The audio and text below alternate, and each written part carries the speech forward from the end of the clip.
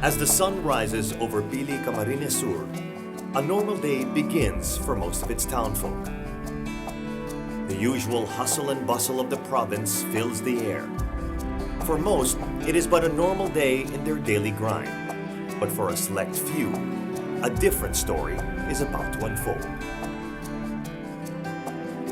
Welcome to the Camarines Sur Watersports Complex, brainchild of the governor himself, El Rey Villafuerte, who has managed to turn this bit of countryside into a hub for extreme sports enthusiasts.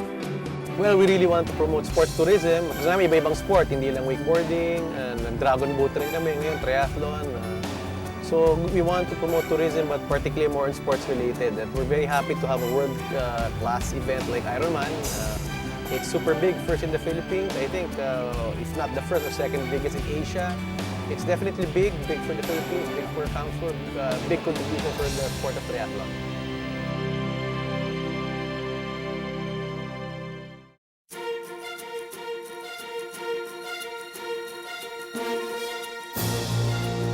For the first time in its history, the CWC will become the venue for one of the most grueling competitions in the world.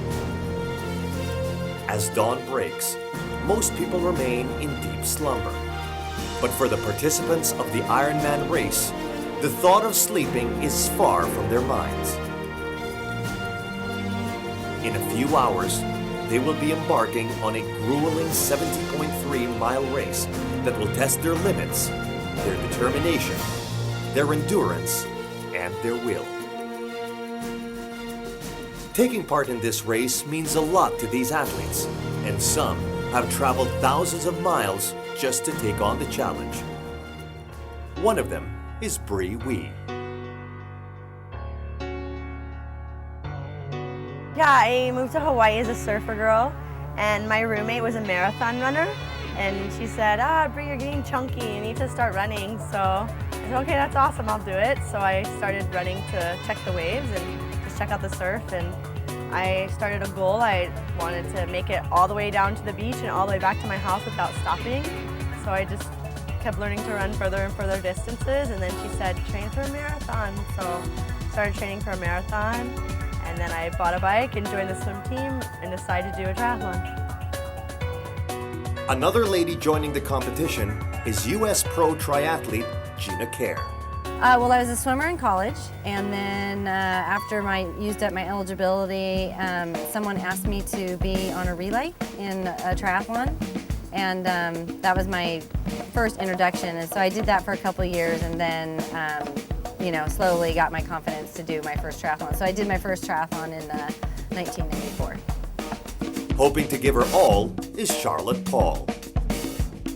7 years ago, I was looking for a running club because I wanted to run a marathon, and I couldn't find running clubs, and I was searching on the internet, and triathlon clubs kept coming up, and it looked pretty cool, and it looked a bit more exciting than just running. And my husband convinced me to start, and he and I started at the same time. So I still haven't run the marathon on its own, only in an Ironman.